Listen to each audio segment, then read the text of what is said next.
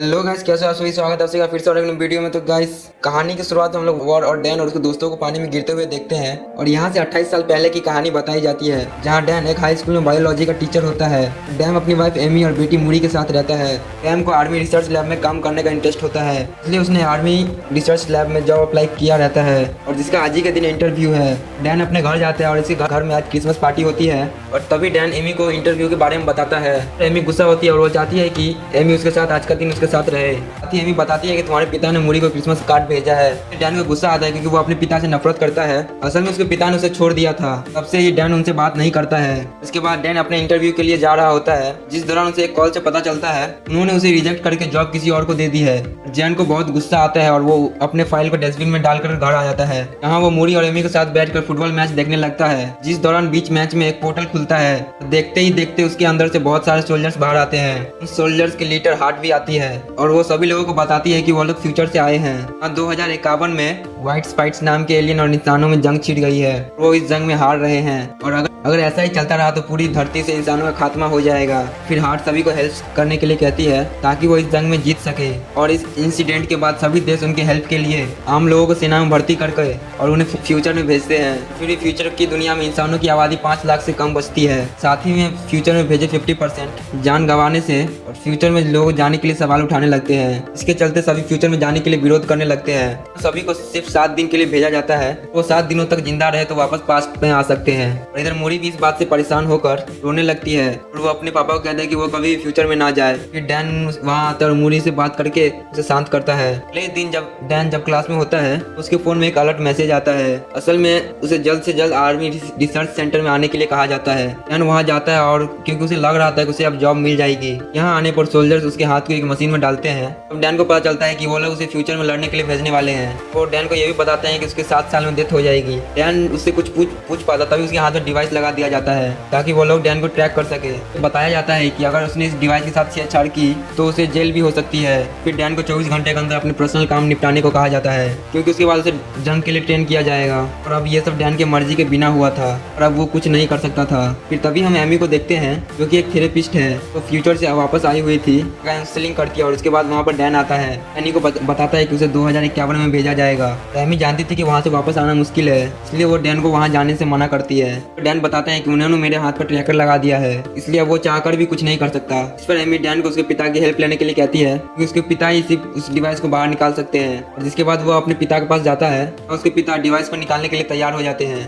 पर पुरानी बातों को याद करते हुए दोनों के बीच बहस होने लगती है और अब वो एमी को बताता है कि उसे जंग लड़ने के लिए जाना ही पड़ेगा। ये जानकर एमी बहुत रोती है। डैन उसे प्रॉमिस करता है कि वो 7 दिन में वापस आ जाएगा। उसके बाद वो मूरी को अलविदा कहता है, वहाँ से रिसर्च सेंटर चला जाता है। यहाँ डैन के साथ कई लोग फ्यूचर में जाने वाले थे। यहाँ सभी को आर्मी ड्रेस दी जाती है और सबको अलग अलग टीम में बांट दिया जाता है, जिसमें डैम का टीम का नाम आर्ट फोर्स होता है। ये एक रिसर्च टीम है। तो अब यहाँ पर एक लड़की सवाल करती है कि हम लोग टाइम मशीन से वॉर शुरू होने से पहले पीछे दुश्मनों उसे जाकर मार क्यों नहीं सकते। उस पर वहाँ बैठा एक ऑफिसर बताता है क्योंकि टाइम मशीन बस सिर्फ 30 साल का टाइम ट्रेवल कर सकती है, जैसे कि वो लोग 2051 में जाकर वहाँ से 2022 में आ सकते हैं। ये भी बताया जाता है कि उनके जो दुश्मन है वो कोई इंसान नहीं है बल्कि एलियंस है। रात होने पर डैन अपने दोस्त चार्ली से बात करता है, जिस दौरान इमरजेंसी अलार्म बजने लगता है। यूटनेट हार्ट सभी को फ्यूचर में अभी कभी जाने के लिए कहती है क्योंकि अब उस सबको ट्रेनिंग खत्म करने के बाद ले जाना चाहिए था। और हार्ट का कहना था कि एलियंस ने उसके रिसर्च लैब पर अटैक किया है, अगर वो लैब तबाह हो गई तो वो वॉर में हार जाएंगे। उसके बाद सभी को एक जगह पर बुलाया जाता है, फिर उन्हें एक एक करके फ्यूचर में भेजने लगते हैं। इस दौरान सिस्टम में कुछ खराबी आ जाती है, इसकी वजह से वो सब जमीन पे पहुंचने के बाद आसमान में ही रह जाते हैं। एक एक करके सभी नीचे गिरने लगते हैं। ये वही सीन था जो हमें कहानी की शुरुआत में दिखाया गया था। यहाँ डैन और कुछ लोग एक स्विमिंग पूल में गिरते हैं कि बाकी के लोग जमीन पर गिरकर मर जाते हैं और यहाँ का हालात देखकर वो सभी तंग रह जाते हैं क्योंकि हर तरफ सिर्फ एलियंस थे। इसके बाद हम फ्यूचर की दुनिया के कर्नल को देखते हैं, बचे हुए लोगों से कांटेक्ट करती है। फिर डैन को टीम लीडर बनाते हुए कहती है उसे रिसर्च लैब में फंसे हुए लोगों को बचाना होगा। फिर डैन अपनी टीम के साथ लैब की ओर निकल जाता है और फिर सभी लैब पहुंच जाते हैं। देखते हैं कि एलियंस ने सभी लोगों को मार दिया है। कर्नल को जब इस बारे में पता चलता है बहुत दुखी होती है। डैन को लैब में रखी हुई हार्ड ड्राइव लाने के लिए कहती है। इन लोगों के पास ज्यादा टाइम नहीं होता है कि एलियंस लैब में अब आने वाले थे। जिसके बाद डैन लाइब्रेरी में रखे हुए सारे मटेरियल्स लाने के लिए कहते हैं। इस दौरान वहाँ पर एलियंस भी आने लगते हैं, इसलिए यहाँ के आदमी प्लान बनाकर लैब पर बम गिराकर वहाँ से निकलते हैं। कर्नल बताती है कि डैन और उसके साथियों के पास बस 3 मिनट है, इसके बाद लैब को ब्लास्ट कर दिया जाएगा। लोग घर के बाहर जा रहे होते हैं तभी एलियंस उन पर अटैक कर देते हैं। एलियंस बहुत ही ताकतवर होते हैं, उन पर गोलियों का कोई असर नहीं होता है। फिर एलियंस के अटैक में डैन के कुछ साथी मारे जाते हैं। जैसे ही बचे हुए लोग बाहर आते हैं, वहाँ बहुत सारे एलियंस आने लगते हैं, उन लोगों का पीछा करने लगते हैं। बीच वहाँ पर आर्मी आ जाती है,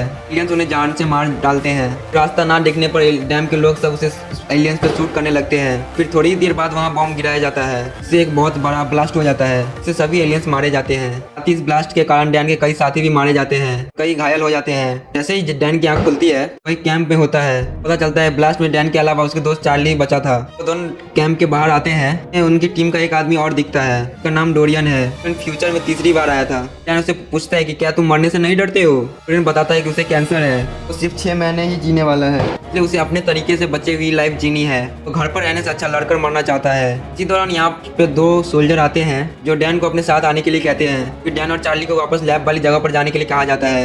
एंड डोरियन से चार्ली का ध्यान रखने के लिए कहता है। चार्ली बहुत डरा हुआ था, तो वहाँ वापस जाना नहीं चाहता था। दूसरी ओर डैन जब कर्नल से मिलता है, उसे पता चलता है कि वो उसकी बेटी मोरियल है। असल में वो फ्यूचर में बड़ी हो चुकी थी। डैन उसे कर्नल की पोस्ट पर देखकर बहुत खुश होता है, उसी से रोने लगता है। जैसे ही डैन उसे हक करने वाला होता है तो मोरी उसे रोक देती है। उसे कहती है कि मैंने तुम्हें यहाँ पर इमोशनल होने के लिए नहीं बुलाया है, बल्कि एक खास वजह से बुलाया है। डैन उस सोल्जर से पूछता है तो वक्त आने पर सब कुछ बताने के लिए कहती है। तो मोरी डैन को अंदर ले जाती है, फीमेल फाइट्स के बारे में बताती है। कहना था कि फीमेल एलियन बहुत ताकतवर और बहुत गुस्सेल होती है। ये जमीन के नीचे अपना घोंसला बनाते हैं, एलियंस को पैदा करते हैं। इनकी हिफाजत सभी मेल एलियंस करते हैं और इनकी हिफाजत में अपनी जान तक दे देते हैं। फिर डैन को एक मिशन पर ले जाने के लिए रेडी होने के लिए कहती है। सब निकल जाते हैं और फिर वो लोग उस फीमेल एलियन को पकड़कर उस मिशन में उसके टॉक्सिस बनाना चाहते हैं, जिससे सभी एलियंस को मारा जा सके।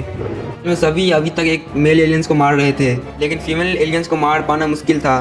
फीमेल एलियंस मारे जाए तो फिर और एलियंस पैदा नहीं होंगे। बचे हुए एलियंस को मार के वो दुनिया को बचा लेंगे। इसके बाद वो सभी वहाँ पर जाते हैं जहाँ पर फीमेल एलियंस जमीन के अंदर रहती थी। जगह पर जाकर बोरी डैन को ऊपर ही रहने के लिए कहती है। तो वो नीचे आकर फीमेल एलियंस को पकड़ने लगते हैं। एलियन बहुत ही ताकतवर होते हैं, सब अपने मेल एलियंस को आवाज लगाकर बुलाने लगती है। फिर कुछ ही देर बाद वहाँ पे बहुत सारे एलियंस आने लगते हैं। उन्हें देखकर डैन अपनी बेटी को बचाने के लिए नीचे उतर जाता है। फिर आखिर में उस एलियन को पकड़ लिया जाता है और इसे हेलीकॉप्टर से लटकाकर सेंटर में भेज दिया जाता है। तभी वहाँ कई सारे एलियंस आ जाते हैं। कि अटैक से काफी सोल्जर्स मारे जाते हैं। इधर डैन और बुरी एक आर्मी की कार में बैठ जाते हैं और डैन कार को ड्राइव करता है। पूरी एलियंस पर शूट करती है। के बाद ये दोनों एक बीच पर पहुंच जाते हैं। एक भी एलियन नहीं था। फिर मुरी डैन से गुस्सा होकर पूछती है वो हेलीकॉप्टर से नीचे क्यों आया। डैन कहता है कि तुम मेरी बेटी हो, मैं तुम्हें खतरे में देखकर चुप कैसे रह सकता हूँ। मुरी डैन को बताती है कि जब मैं 12 साल की थी तब तुम मुझे और मेरी माँ को छोड़कर चले गए थे। फिर कुछ सालों बाद तुम्हारी डेथ हो गई। यही कारण था कि मुरी अभी तक डैन को देखकर खुश नहीं थी। मुरी को रोता हुआ देख डैन बहुत दुखी होता है। उसे ये समझ नहीं आ रहा था कि आखिर उसने पास्ट में अपनी फैमिली को क्यों छोड़ा। थोड़ी देर बाद वहाँ हेलीकॉप्टर आता है, उनके बीच बने आर्मी सेंटर में ले जाता है। जगह को इतना खास बनाया गया था कि कोई भी एलियंस वहाँ ना आ सके। जगह पर ही फीमेल एलियंस को रखा गया था। मुरी उसका ब्लड सैंपल लेकर उसका डीएनए निकालती है। पता चलता है कि उन्हें उसके अभी कई सारे सैंपल्स लेकर हजारों टेस्ट करने होंगे, तब जाकर एक टॉक्सिस बनेगा। इस टॉक्सिस बनने के बाद वो सभी एलियंस को आसानी से मार सकेंगे। और मुरी सभी डीएनए सैंपल्स पर काम करती है, मगर उसे अभी तक परफेक्ट डीएनए सैंपल नहीं मिला था। ये सैंपल सिर्फ 50% और 60% तक ही सीमित होते थे। मुरी पूरी रात जाकर सैंपल टेस्ट करती रहती है, पर अभी तक उसे कोई भी अच्छा रिजल्ट नहीं मिलता है। जिसके बाद वहाँ डैन आता है, मुरी को रेस्ट करने के लिए कहता है। आज के दिन डैन को यहाँ 7 दिन हो चुके थे, कि अब वापस उसे 2022 में जाना था। डैन मुरी से पूछता है कि उसने आखिर उसे यहाँ क्यों बुलाया था। फिर मुरी कहती है कि अगर ये टॉक्सिक बन गया तो इसे अपनी दुनिया में वापस लेके जाना हमारा काम है, क्योंकि यहाँ पे और सारी टॉक्सिस बनाने के लिए बहुत समय लग जाएंगे। तब ये लेकर तुम अपनी दुनिया में जाओगे तो इसे बनाने के लिए काफी वक्त होगा। अगर वो टॉक्सिन बन जाएगा तो वो वॉर को अपनी दुनिया में रोकने के लिए रेडी हो सकते हैं। इस दौरान इन्हें डीएनए टॉक्सिक सैंपल 100% होते हुए दिखता है। तभी वो फीमेल एलियन जाग जाती है, जोर जोर से चिल्लाने लगती है। की आवाज सुनकर सभी मेल एलियंस वहाँ आने लगते हैं। ताकत इतनी थी कि सबको मारना मुश्किल था। एलियंस पूरी बुरी तरह सोल्जर्स को मारने लगते हैं। डैन और मुरी एक साथ होते हैं और वो लोग फीमेल एलियंस को आजाद कर देते हैं। डैन को जल्द से जल्द उस जगह पर पहुंचना है, वहाँ से वो वापस 2022 में जाएगा। लेकिन इस जगह पर काफी ज्यादा एलियंस आ चुके थे। फिर दोनों उन्हें मारते हुए आगे बढ़ते हैं। तभी फीमेल एलियंस मुरी पर अटैक करके उसे घायल कर देती है और डैन मुरी को लेकर आगे बढ़ता है। फिर टाइम ट्रेवल मशीन ऑन हो जाती है। मुरी डैन से माफी मांगती है, कहती है कि मैं भी तुमसे बहुत प्यार करती हूँ। डैन अपनी बेटी को भी पास्ट में ले जाना चाहता था, इसलिए वो उसके पास ही बैठ जाता है और फिर तभी वहाँ फीमेल एलियन आ जाती है, पूरी को पकड़ लेती है और जबकि डैन उसे बचा पाता उससे पहले उसे 2022 में उसे भेज दिया जाता है। यहाँ डैन के साथ साथ चार्ली, उनके कई सारे सोल्जर्स आए हुए थे। न्यूटन ने हार्ट को वो टॉक्सिन देता है, बड़ी मात्रा में बनाकर फ्यूचर में भेजने के लिए कहता है और तभी जिस पर हार्ट बताती है कि जंप लीक बंद हो गया है, कि अब वो टाइम मशीन का यूज नहीं कर सकते हैं, तो इसलिए वो ये वॉर हार गए हैं। उसके बाद डैन अपनी वाइफ से मिलता है। फ्यूचर में मूरी की डेथ को लेकर बहुत दुखी था, तो वो घर आकर मूरी को देखता है तो उसे गले लगा लेता है, रात भर उसके रूम में ही बैठा रहता है। बाद एमी उसके पास आती है, तब डैन उसे फ्यूचर की मूरी के बारे में बताता है। डैन फ्यूचर में रुकने वाली वॉर कुछ सोचता है। सबसे पहले डोरियन के पास जाता है, तो एलियन का नेल मांगता है। डोरियन ने फ्यूचर में जाकर अपने पास रख लिया था। उसके बाद वो सभी इस नेल को लेकर चार्ली के पास जाते हैं। उस नेल पर रिसर्च करता है, पता चलता है कि उनके नेल्स पर ज्वालामुखी के राख लगे हुए हैं और फिर चार्ली बताता है कि ये चाइना में फटे हुए ज्वालामुखी के राख हैं। डैन कहता है कि हार्ट ने तो बताया था कि एलियन का पहला हमला रसिया में हुआ था, फिर उनके नेल्स में चाइना के ज्वालामुखी के राख क्यों है। तभी डैन को उनका एक स्टूडेंट याद आता है, ज्वालामुखी के टॉपिक के बारे में बहुत कुछ जानता था, इसलिए वो तीनों उनके पास जाते हैं। स्टूडेंट बताता है कि आज से 1000 साल पहले चाइना में ज्वालामुखी फटा था, जिसकी लहरें रसिया तक भी पहुंच गई थी, फिर वो राख में बदलकर वहीं पर जंग गई थी। कुछ समय बीतने के बाद वो जगह बर्फ से ढक गई। ये सब जानने के बाद वो समझ जाते हैं कि जरूर कोई एलियन शिप वहाँ पर आई होगी। फिर बर्फ ढकने के कारण वो सब वहीं पर जम गए होंगे। 2051 में बर्फ पिघलने के बाद धरती के ऊपर आ गए। बाद अब चार्ली डिफेंस ऑफ सिक्योरिटी के पास जाकर सारी थ्योरी बताते हैं। क्या जाकर सभी एलियंस को वॉर से पहले ही मारने के लिए कहते हैं, लेकिन वो उन दोनों की थ्योरी पर यकीन नहीं करता है, इसलिए इनका साथ देने से मना कर देता है। वो तीनों खुद ही वहाँ पर जाकर एलियंस को मारने के लिए सोचते हैं। अब डैन अपने पिता से हेल्प मांगने के लिए चला जाता है कि उनके पास प्लेन था।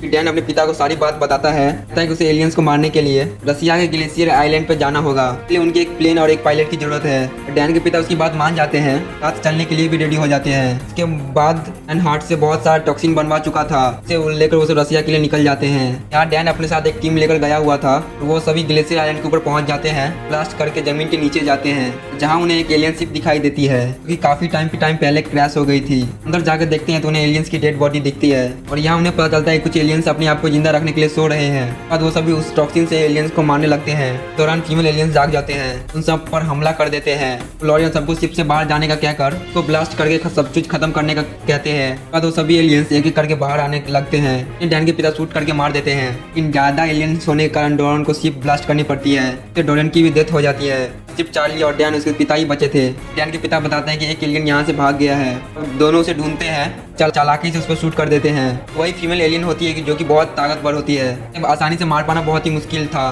तभी वो वहाँ से भाग कर छुप जाती है, डैन पर अटैक कर देती है और ये देखकर डैन के पिता उस पर अटैक करके डैन को बचाते हैं। फिर थोड़ी देर बाद वो डैन के पिता पर अटैक कर देते हैं। अब डैन जल्दी से उठकर उस एलियंस को मार देता है। उसके बाद डैन अपने घर आ जाता है, साथ उसके पिता भी होते हैं। डैन डिसाइड करता है कि वो ऐसी कोई भी गलती नहीं करेगा उसका परिवार बिखर जाए। इसी के साथ ये मूवी यहीं पर खत्म होती है। दोस्तों कैसा लगा आप सभी को हमारी एक्सपीरियंस? वीडियो पसंद आए तो चैनल को लाइक और सब्सक्राइब जरूर कीजिएगा।